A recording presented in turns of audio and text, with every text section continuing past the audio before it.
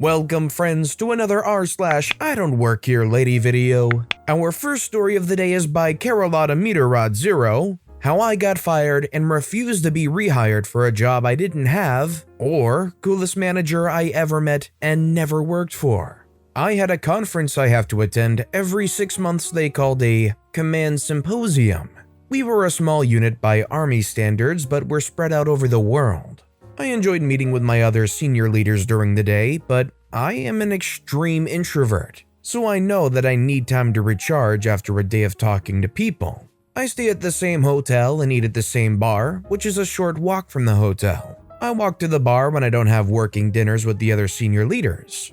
The bar remembers me mainly because I watch sports and read a book while I have a few beers and eat dinner. Now, this is a big bar with many tables, about 20 pool tables and 10 dartboards and a huge wraparound bar, outdoor patio, and dance floors with a stage when they have live music. They probably have 50 TVs, so they have every sport that's televised on somewhere in the bar, and the food is really good with a pretty good variety for a bar. During my third or fourth conference there, I head over to the bar for dinner and football. After I eat and have a beer, I head to the bathroom while the bartender pours me another beer. Halfway to the bathroom, I get the dreaded, "Excuse me." You know how when you get those words, you can tell if it's, "I really need some help," or "I really do apologize," or "You better recognize your betters, peasant." This was the latter.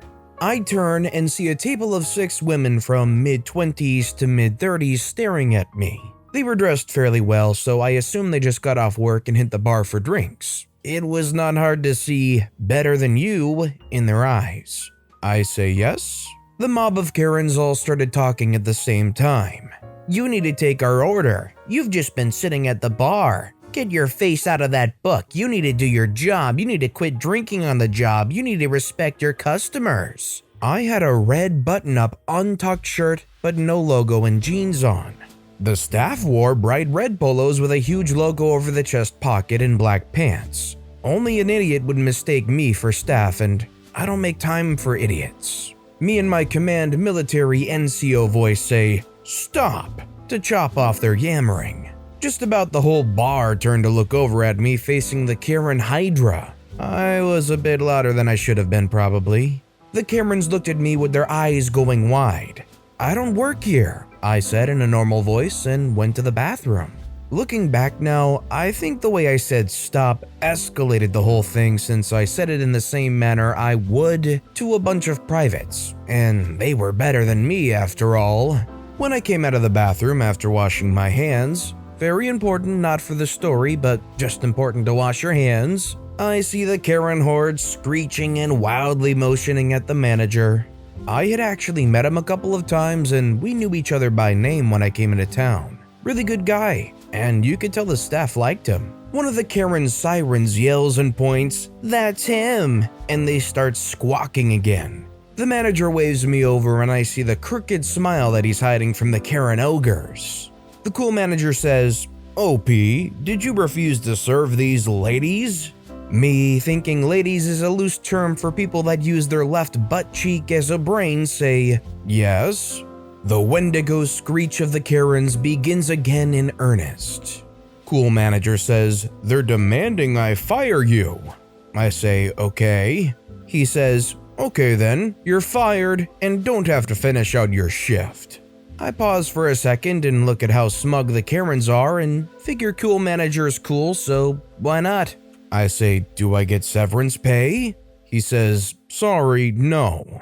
I say, "Any workers' comp benefits?" He says, "No." I say, "What about medical and dental?"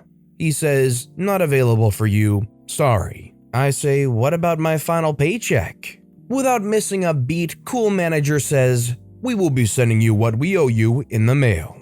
I say, "How about a severance beer?" He says, "I think we can work that out." I reach out my hand and shake the manager's hand and say, "It's been a pleasure working with you, cool manager." He says, "I wish we could keep you." And with that, I went back to my spot at the bar. A couple of the people around me asked what happened and I told them and they had a good laugh. A few minutes later, the bartender brings me a beer before I finished the one I had and said, "Cool manager said your beers are free tonight as your severance package." She laughs, and the people around me that saw what happened or heard about it laugh too. I may have 4 beers at the most over the night if a game is on I like, so there was no danger of me trying to drink the bar dry. They had 3 bartenders, and I always had a fresh beer before the one I was drinking was finished, and they poured my old beer out, so my beer was always cold. I pace myself when I'm out, and it can take me about 30 to 45 minutes to finish 1 pint. That should be the end of the story, but a Karen has to be self-important and would not let it go. More people have come in the bar by now, and I had almost forgotten the whole thing. After about an hour after the incident, Cool Manager comes up to me and says, "You're not going to believe this. Can you come back with me to their table?" I say, "Sure, Cool Manager."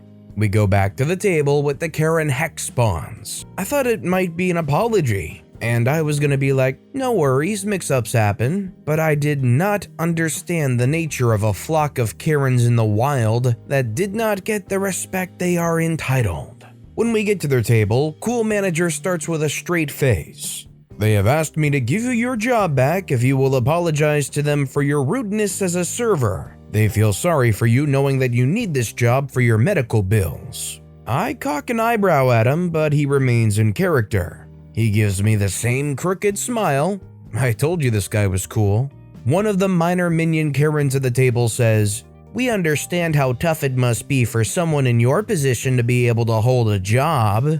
Then a major Karen minion says, "You know, because of your age and all, and you can only be a waiter with your skill set." Well, I had been in the army for almost 20 years at that time. Demon Lord Karen said, "If you just apologize to us, then we can use our influence to get your job back. After all, we see you just sitting at the bar getting drunk off your last paycheck." Cool Manager is struggling to keep a straight face. "OP, do you want to apologize and get your non-existent job back?" I look at the coven of evil Karens.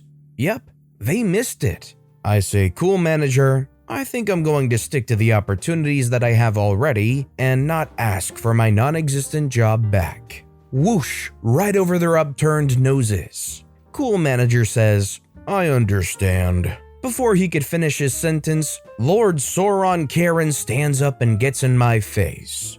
"You better take that job offer back. We are putting our reputations on the line for you. You need our influence in this town if you want to make it here. I will personally make sure that you do not work in this town again if you do not take this job back, you worm."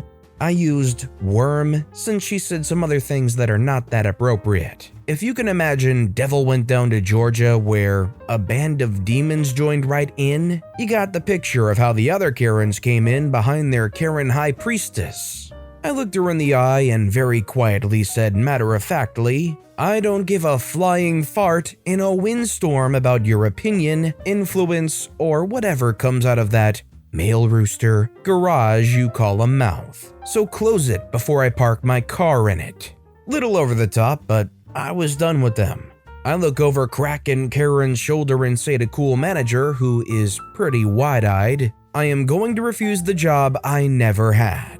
I'm shaking a little from the adrenaline, but I turn and walk back to the bar and my fresh beer. The entire bar had seen this Karen screech, but since nothing really happened outside of the Karen's piercing wail of being disrespected, they went back to whatever it was they were doing. I mean, the Karen's table was in the middle of the bar, so it was like a stage for them. I calmed down quickly as I really don't care what they think. Besides, it's a pretty good football game. They're still mad and say some things behind my back that I tune out. Cool Manager meets me back at the bar and apologizes. He comps my whole meal, and I told him that he didn't have to do that, and we have a quick laugh now that it's over. He even tells me that they still don't know I never worked here. He said that he knows I like to relax in his bar, but he would like to do one thing if I let him. I was apprehensive, but said okay. Cool Manager goes up on the stage and talks to the live band that is warming up. He grabs a mic and says something like this: "We are proud of military and would like to recognize one of our patrons with almost 20 years of service. Would OP please stand up?" Once again, I'm an introvert and do not like this, but I like the Cool Manager, so I do it. I made sure not to look at the Karen table, but everyone around me did. Tonight he got confused as one of the servers and I had to fire him. The entire bar starts laughing. I tried to hire him back, but he refused my job offer. More laughter. I guess he enjoys being the non-commissioned officer in charge of one of the largest medical research facilities in Texas. More laughter. We here at The Bar want to thank you for your continuing service. The bar raises glasses and I raise mine back and sit back down. The Karens leave very quickly after that since the entire bar is giving them the stink eye. There was no doubt about who Cool Manager was talking about, since they were literally the center of attention for a few minutes with me standing next to their table. I have to shake a bunch of hands and get offered drinks, which I declined since I do have to work the next day. Finally, Cool Manager comes over and I asked him why he did that. I was fine and he didn't have to do that for me. Again, I just like relaxing by reading and watching the game with a beer. The Cool Manager says, I did it for 2 reasons. No one should get treated the way they treated you. The second is, do you think that they'll put a bad review on our page now? If they try, could you see the blowback they will get? I could not fault them for that. I went back a couple more times when I had a conference in the area, but I made sure to never wear a red shirt in there ever again. In your opinion, would it be a bunch of fun to kind of do this little roleplay thing where you pretend to be an employee getting totally canned right there in front of a Karen, kind of diffuse the situation, make the Karens feel all good about themselves, and hopefully wrap everything up pretty quickly? Let me know if that sounds like fun to you in the comments down below. And our final story of the day is by YG, How 12-Year-Old Me Put a Karen in Her Place. I was around 12 years old at the time. I had tagged along with my parents to a wedding, though I don't exactly recall whose wedding it was, and that's not important to the story. It was a typical extravagant Indian wedding, with hundreds of guests in a wide open lawn, and for the most part, I was just roaming around while enjoying the snacks. Later on in the evening, when dinner had started, I regrouped with my parents who had taken seat at one of the tables, now joined by a few of our distant relatives who were also attending the wedding. See, at such functions, the food is served in buffet style, but usually a lot of the more affluent hosts will also hire some part-time wait staff so that guests won't need to get up and make a trip to the buffet for every additional helping of gravy or bread or whatever. In this particular wedding, the waitstaff happened to be wearing all pink turbans, and so was I. You can see where this is going. Unfortunately, the number of waitstaff they had hired was not nearly enough for the hundreds of guests that were present, and it was almost impossible to get a hold of even one guy. There's dad, mom, and a couple of uncle and aunts at our table, and I finished eating really quick because of all the snacks I'd had earlier. So dad asked me to fetch water for everyone, and being the obedient little kid I was, I agreed. I went to the buffet, picked up a plate, put 4 glasses of water on it, and started to head back. I had not taken even 3 steps before I get my shoulder grabbed by this lady I have never met before. Not giving me a chance to speak, she barks at me to follow her to wait at the tables where the groom's immediate family are eating. I tried to speak a few words in protest, but she cut me off and yelled at me for being insubordinate. Now I realized that she had mistaken me for one of the waitstaff, but being the mischievous little kid I was, I didn't think it was important to clear it up yet. I just nodded, agreed to follow her, and asked what I should do with this water I was carrying. Being questioned by a lowly service worker clearly upset her because a vein visibly popped on her forehead, and she replied with, "Mir sarpar dalda," which literally translates to "dump it on my freaking head, you moron." But actually it's a phrase which people often say in vexation when they believe the other person has asked a stupidly useless question. And that was her undoing. I simply nodded once again, upended the plate with 4 glasses of water on her face, and sprinted away. Luckily, I never saw her again. But I imagine the groom's family gave quite an earful to the catering contractor that night. This is a weird situation where you kind of feel bad for the catering people because They're going to take the blame for something that some kid did because they were confused. But it's always fun to get a little I don't work here lady / malicious compliance crossover. But with that being said, that's all the time we have for today. So if you have a favorite story of the day, let me know which story and why in the comments down below. But besides that, if you enjoyed the video, please consider giving it a like, and if you haven't, subscribe and turn notifications on so you'll never miss an upcoming video. No matter what you do, whether it's just viewing the video, liking, subscribing, turning notifications on, I appreciate the heck out of it. Every little thing that you do helps the channel grow that much more, and I can't thank you enough for it. So, until next time, I hope you all have a wonderful day, and I'll be right here next time on the Storytime channel.